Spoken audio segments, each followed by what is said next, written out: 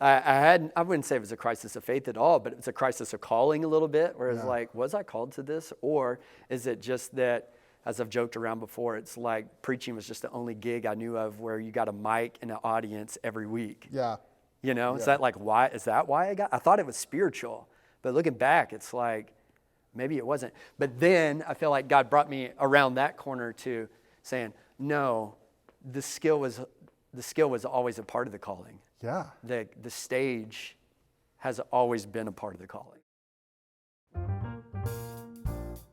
For our new series, the Sea Life Media team took to the roads, visiting some of the most influential places in our pastors' lives, as we get to know their stories in a deeper way.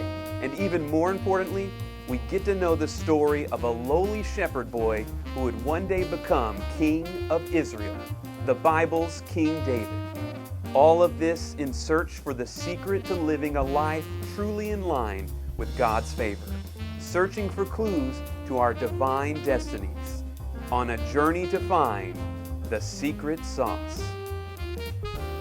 Today we're staying local as we head down the road to Tosh Elementary in the beautiful Mesquite, Texas, home of the Mesquite Rodeo, the state champion Mesquite Skeeters, and not just one, but 2 Chipotles. What a beautiful town this is. And we're gonna go on a little trip down memory lane with our own teaching pastor, Casey Coates, as he and our online pastor, Rocky Hernandez, talk about Casey's childhood, his hopes and dreams, and the biblical importance of honing your skills. So it's gonna be practical, it's gonna be spiritual, but most importantly, it is going to be inspirational. So let's hop in the car and let's head on down the road with Casey and Rocky to Mesquite, Texas. So let's just go right up here, and that's my house. This one right here in the corner? Not that one, the next one. With the white chair in front of it. Yeah, that's right. You want to drive up over there right now? I do want to drive up. Old Mitch and Bev still live there. Crazy. Still where my parents live. This is where you grew up. This is where I grew up. I feel like you don't have enough street cred to be from this neighborhood. Hey man, I grew up on the mean streets of North Mesquite. Yep, that's it. That second room right there, second window is my window. It's my bedroom. So. Double doors. Was that weird growing up? Fancy. Did you guys ever use both of them? Like when companies one of them's fake. No way. One of them's a legit door. It's an illusion.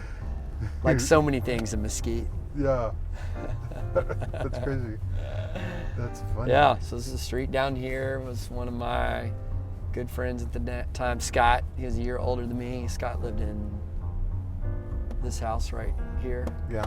I would come down, ask Scott if he could play. So you and your friends would just like be out here playing war? What did you guys play? That's a good question. I don't know. We'd ride bikes. Yeah. We'd go down. There's a park right over there. We would ride down to the park. Let's go right. Let's go to mine and yours alma mater, McDonald Middle School. McDonald Middle School. Yeah. Yeah. I was there for just a little bit. But what year were you there? Gosh, it would have been 1990, 89, 90. Okay. Maybe 91. I was there 95 through 97. Okay, so when I was here, Thug Life, I would hang out right here by the trash can. This feels like a penitentiary. That's where all the bad kids hung out. That's where I hung out. Really? I was the bad kid. Wow. I'm telling you, man. You were a garbage dumpster hanger outer. But like it was a double life because I was also like a straight A student, you know? Yeah. And all of the things. Yeah. Yeah. Nobody knew. My nerdy friends didn't know my whatever. I was in geometry, I think. Had 104 average. Oh my gosh. Yeah, it was stupid, but also I was Thug Life. You know, you're not just one thing. The irony of making 104% in a math class. I'm aware.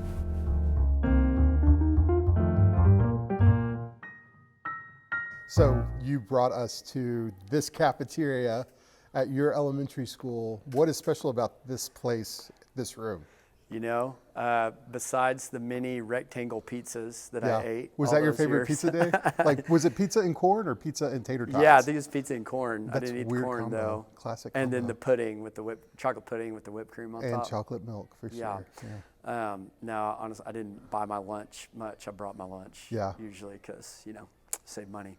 But yeah, so outside of the rectangular pizzas, the reason why I brought you here is because I've always kind of thought about this place as the incubator of my greatness. Oh. That's where it was a little Casey preaching sermons. Yes. Were you No. like little prophet? No, Ten totally, Commandments. totally joking on that. But yeah, no, the reason why we're back here at the elementary school I grew up in is, man, I have such fond memories of this place. So my mom was a teacher here the whole Yeah. time I was here. And so as a result, all the teachers knew who I was. And many of the other students knew who I was as well, and I received a lot of preferential treatment. And so I kind of felt like a star here. Oh, really? At Tosh Elementary School. Yeah, it's like, Teachers loved you. Did the students hate that? no, because back then, like in elementary school, it's kind of cool to do well in school and be liked. It's not until middle school. Now, that was a rude sure. awakening. Yeah. But here, before puberty set in, Casey Coates was king.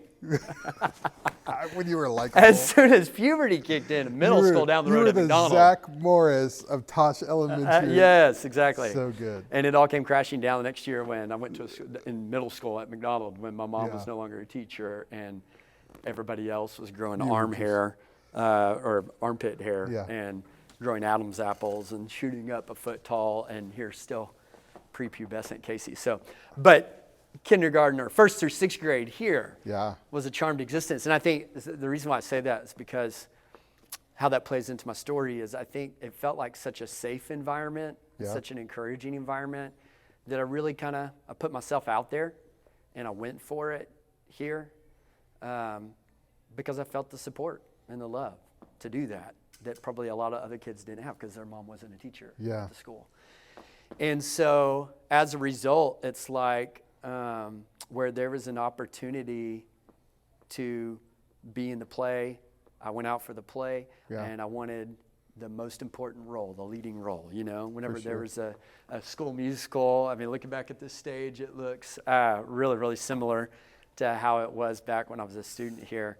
And just brings back the memories. I can still remember pretty vividly some of the school PTA plays. What was your that I starring was a role? part What of. was your like? Oh, I remember one What play. was your Grammy? One play I played just a dog. I don't Yeah. remember all my lines. you have a but I line? just played a dog. No, just I a did. I bark? don't remember what that is. But I remember another time we had a third grade classroom play about George Washington, and I was George Washington.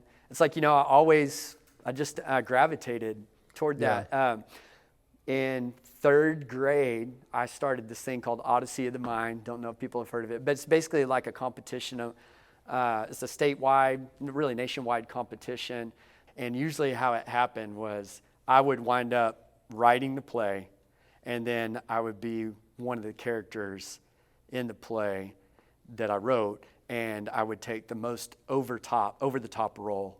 And Yeah. every performance we would do, it's like, oh, there goes Casey, of course. What did you love about doing it? Was it the gratification? I think the the congratulations. attention. Yeah. I think it was just positive attention that I really enjoyed. There was something always as a kid that loved to entertain. I remember my family went camping with a few other families from our church, probably like 50 nights a year. We would go camping somewhere. Just got to know these people really well. And we just sit around and talk all day, and every once in a while, as kids, we'd kind of get together and do like a talent show. And I remember just getting up and just acting silly and making the adults laugh, and I loved it. Yeah. Just loved it. So yeah, third through 10th grade, I did Odyssey of the Mind, and my team was super successful in that. I think it was also in third grade at my church that there was a musical, and I tried out for a solo, and I got the solo. And the solo was, as I watch from the grandstand, it's hard to know Wow. what he wants me to say, where he wants me to go. Obviously, this was before your voice changed. Isn't that beautiful? Yeah, exactly. So So it's good. up a couple octaves. In sixth grade, my music teacher here at Tosh recommended for me to try out for the Dallas Opera, had a children's chorus Yeah. that particular year in the production they were doing. And so I tried out for that, not expecting to I made that. There was a solo available in that. I got the solo in that. Please tell me there's footage of that. No, I don't think there is, honestly. Oh, But it was no. like a legit Dallas opera. We had I don't Yeah. remember, like a 3-week run at the Dallas Opera House there at Fair Park. And Incredible. had a solo in it. It's one of the best experiences of my life. And then you fast forward to like college, and my favorite class was speech. Yeah. And I think a lot of my peers dreaded speech, the idea of having to get up in front of people and hold an audience for a while, but I loved it. And I spent so much time working on it and crafting it and the jokes and just lived it up in the moment. I remember I can still remember one of the speeches that I gave in college on Long John Silver's. Yeah. I love Long John Silver's. You like Long John's, don't you? The fish place? Yeah. Or the pirate? No, the fish place. The fish place, yeah. Don't you? Yeah. Yeah, I thought so. Yeah. You seem like a guy who would like Long John's. For sure, man. I think what's interesting about all this is like you have this very thing that sets you apart as a kid that you love to do, that does not change as you are starting school and you're taking the speech class. Mm-hmm. At what point do you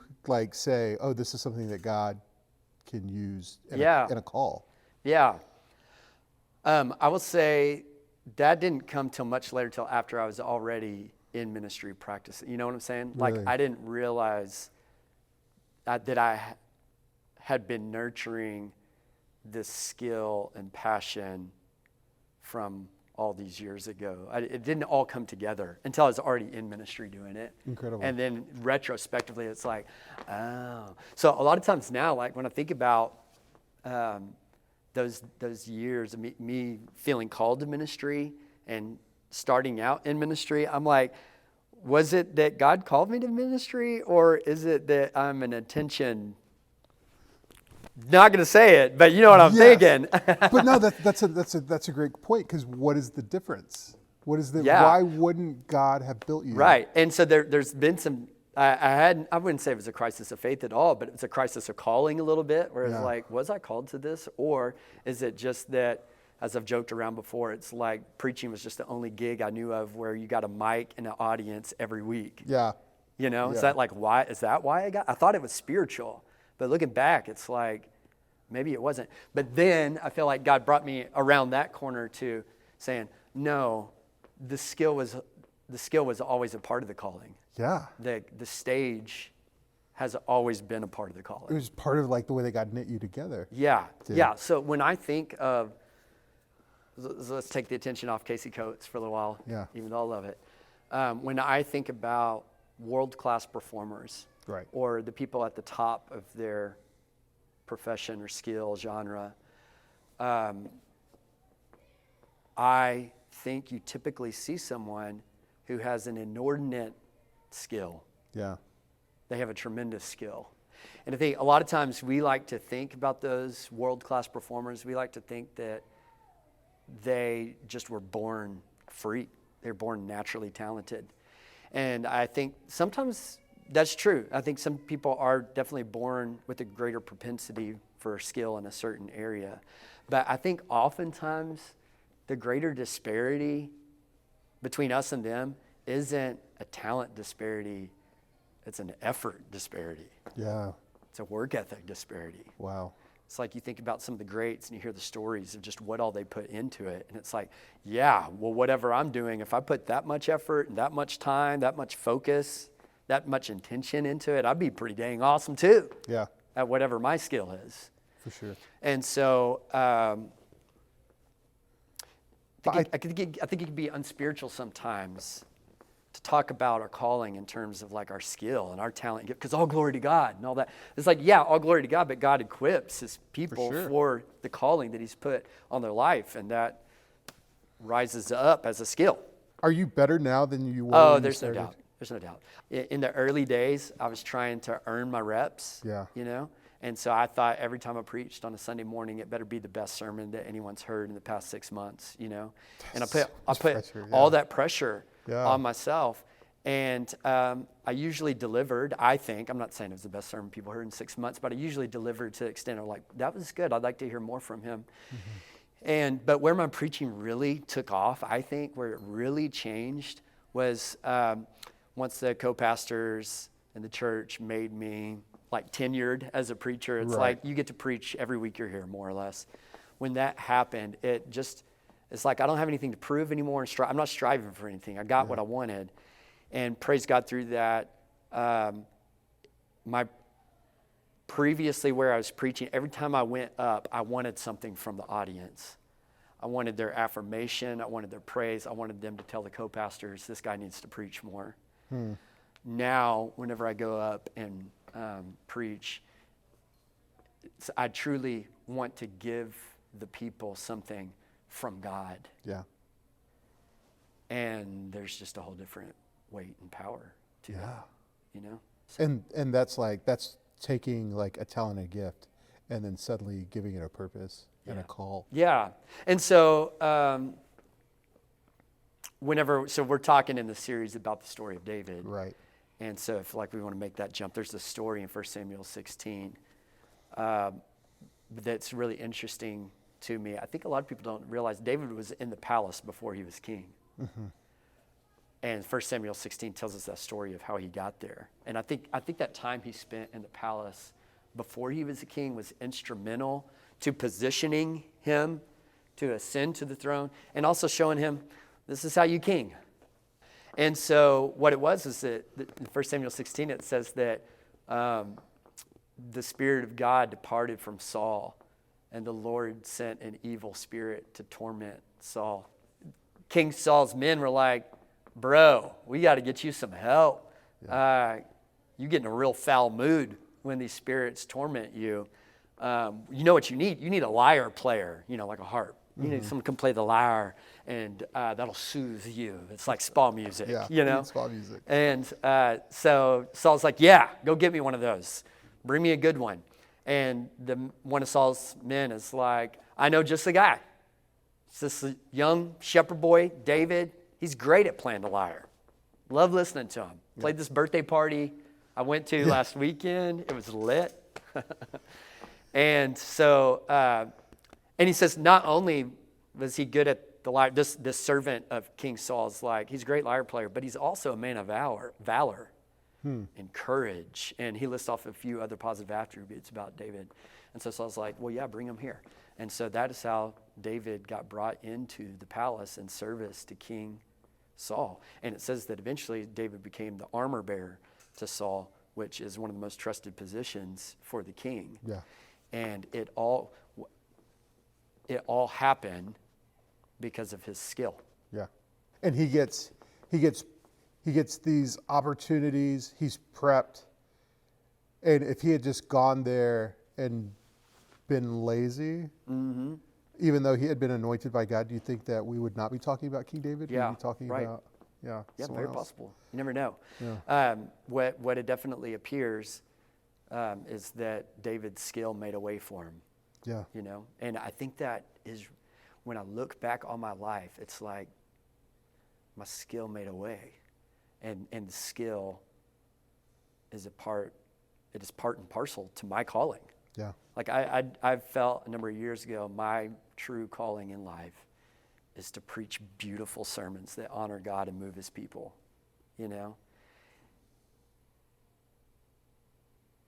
And so it's like all those years of, I never saw an audience I didn't want to entertain. I never saw a mic that I didn't want to grab. It's like, it's like that drive, that hunger, all those years. That was the training ground to do the significant eternal thing that God had for me. And I think that's true for everybody.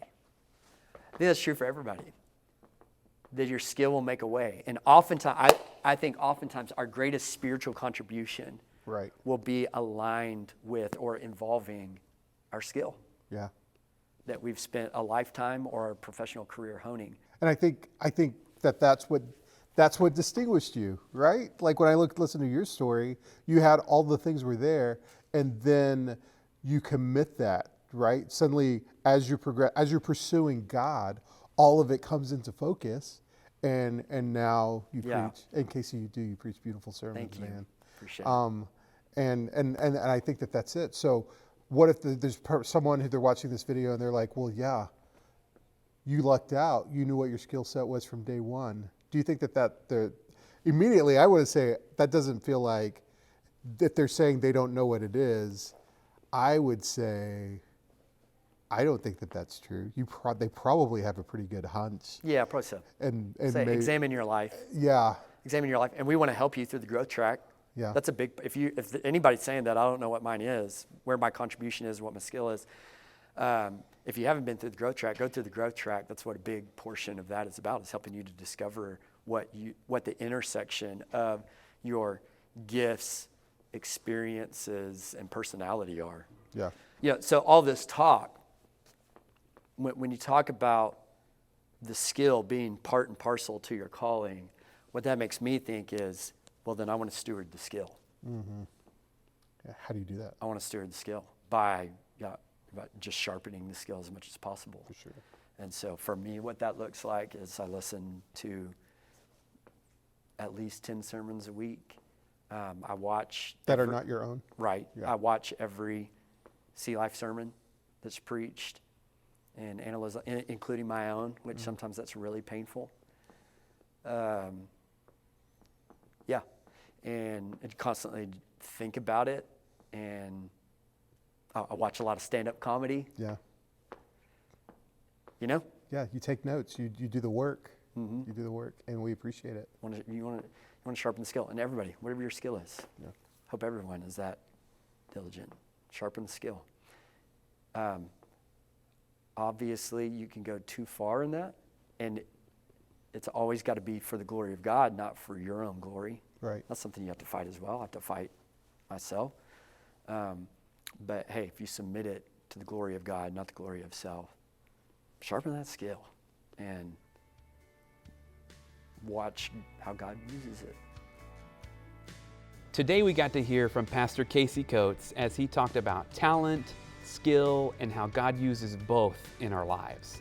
It may sound like we're asking for a humble brag here, but how about you go ahead and share with your groups something that you feel like God has given you that you see as a legitimate asset in your life. Discuss those together. And if it's difficult for you to come up with something, ask the others in your group to talk about what they see as a strength in your life. I think this will be a very uplifting conversation for you guys. And then go ahead and look at that passage of 1 Samuel chapter 16, verses 14 through 23. You'll see there that David allowed growing in his skill to open doors and create new God-given opportunities for him. Whether it's learning how to play the harp better or whatever skill you're honing in your own life, talk about in your group how those things can actually be a spiritual exercise that can put you further down the path to God's plan for your life. Well, we hope this has been an inspiring journey for you in both a practical way, but also in a deeply and richly spiritual way. And next week, we're going to continue our journey together right here as we look for the secret sauce of life. We'll see you then.